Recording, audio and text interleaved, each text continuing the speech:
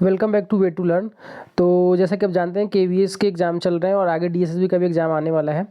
तो इसमें हम जो आपके सिलेबस में टॉपिक है चाइल्ड डेवलपमेंट एनसीएफ के थ्रू एक जो टॉपिक है उसमें हम देख लेते हैं कि एनसीएफ में जो चाइल्ड डेवलपमेंट के लिए क्या क्या प्रोग्राम लाए गए थे।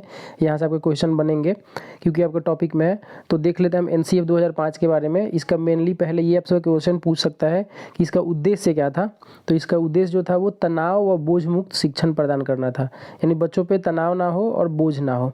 ठीक है, इसका विचार कहाँ से आया? तो विचार इसका नेशनल एजुकेशन पॉलिसी जो थी एनपीई, वहाँ से लिया गया आया था 1986, 1988 और पीओए जो एक्ट था वहाँ से 1992 के तहत लाया गया था। 1993 में यशपाल शर्मा जो थे, ठीक है, इनकी महत्वपूर्ण भूमिका थी इसमें और एनसीएफ की नींव इन्होंने रखी थी।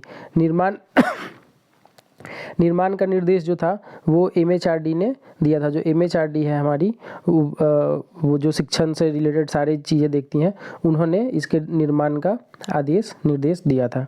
ठीक है, आगे देखते हैं हम। तो एनसीएफ 2005 का जो निर्माण है, ये क्वेश्चन आपसे बनेगा कि वो किसने किया था। तो एनसीएफ 2005 का जो निर्माण है वो एनसीईआरटी के द्वारा किया गया था। ठीक है, ये नवीनतम दस्तावेज था और इसमें 38 मेंबर्स थे। ठीक है, इसमें 38 मेंबर्स थे और इसको प्रोफेसर यशपाल समिति भी कहा जाता है। ठीक है, इसमें क्या है, 22 लैंग्वेज में इसका निर्माण किया गया था, 22 लैंग्वेज में, और 17 राज्य जो थे उन्होंने इसको स्वीकार किया था। आगे देखते हैं हम। तो इसकी जो कार्यकारी समिति थी उसमें कितने लोग थे? तो कार्यकारी समिति में जो थे टोटल वो 35 लोग थे। ठीक है, और एनसीईआरटी की तरफ से उसमें 3 लोग थे टोटल। ठीक है, राजस्थान में अगर इसकी बात करें, राजस्थान में रोहित धनखड़ जो थे जयपुर के, राजस्थान से रोहित धनखड़ इसमें थे जयपुर के, और 21 सूत्रों पर इसमें चर्चा की गई थी। सचिव जो इसकी थी श्वेता उत्पल को सचिव बनाया गया था। भाषागत अशुद्धियों को दूर करने का कार्य नामवर सिंह द्वारा किया गया था। ठीक है, आगे देखते हैं। हम ये फास्ट वीडियो बना रहे हैं। रविंद्रनाथ टैगोर के निबंध जो है सभ्यता प्रगति की तर्ज पर इसको किया गया था। ठीक है, मातृभाषा में प्राथमिक शिक्षा स्तर पर त्रिभाषा, यहीं से त्रिभाषा यहाँ भी आई थी, त्रिभाषा, और उच्च स्तर पर भी त्रिभाषा। और जैसे यहाँ देखिए, प्राथमिक में पर्यावरण और उच्च स्तर के स्कूलिंग में क्या होगा, जियोग्राफी होगा, इकोनॉमिक्स होगा, पॉलिटी इत्यादि। ठीक है, शांति के लिए इसमें शिक्षा पे बल दिया गया था।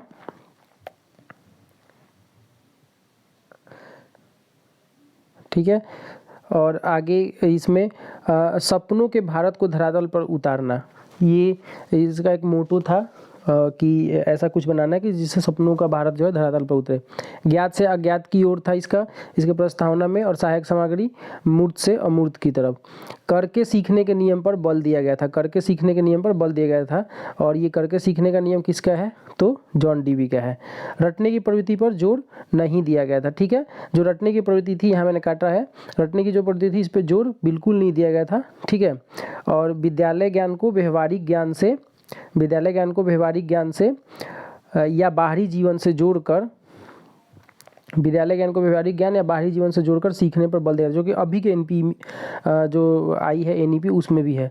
सूचना को ज्ञान नहीं माना जा सकता, इसमें बोला गया था कि सूचना जो है उसको ज्ञान नहीं माना जा सकता। आगे देखते हैं हम। तो भारत में आपसे क्वेश्चन पूछा था कि भारत में एनसीएफ कितनी बार लागू हो चुका है। तो एनसीएफ जो भारत में है वो 4 बार लागू हो चुका है टोटल। ठीक है, 4 बार लागू हो चुका है। कब? तो 1975, 1988, 2000 और 2005। ये याद रखेंगे, 75, 88, 2000 और 2005। एनसीएफ 2005 के निर्माण 4 समितियों का गठन किया गया था। इसके निर्माण के लिए 4 समितियों का गठन किया गया था। ठीक है, शिक्षकों के कार्यशीलता में वृद्धि की गई थी तथा शिक्षक केवल सुविधादाता का कार्य करेगा, ये बोला गया था। 5 मार्गदर्शी सिद्धांत बनाए गए थे इसके, और 5 ही अध्याय भी थे इसमें। यहाँ से आ सकता है कि कितने अध्याय थे, तो 5 अध्याय थे।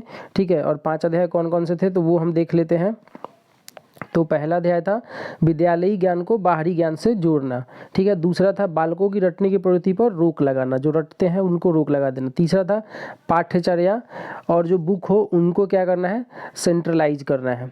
ठीक है, केंद्रीकृत करना है। चौथा था कक्षा की गतिविधियों को लचीला बनाना, जो कक्षा की गतिविधियाँ हैं उसको लचीला बनाना इसका मेन मकसद था।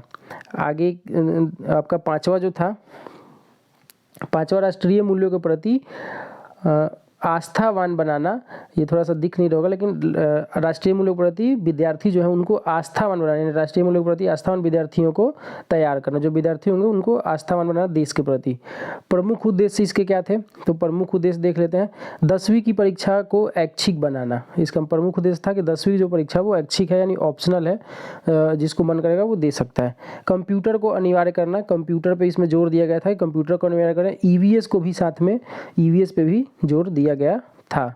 सामाजिक गुण देखते हैं इसके, तो सामाजिक गुण को बढ़ाना था। कागजी मुक्त बनाना था शिक्षा को, जिससे बहुत कम कॉपी किताब का यूज हो। सामाजिक सरल प्रक्रिया है, सामाजिक सरल प्रक्रिया है। ज्ञान अस्थाई है, ये इसमें बोला गया था। ठीक है, तो ये हमारा था एनसीएफ 2005 पे एक शॉर्ट सा वीडियो आपके एग्जाम से रिलेटेड, तो आप इसको देख सकते हैं क्विक रिवीजन के लिए। तब तक के लिए मिलते हैं फिर अगली वीडियो में।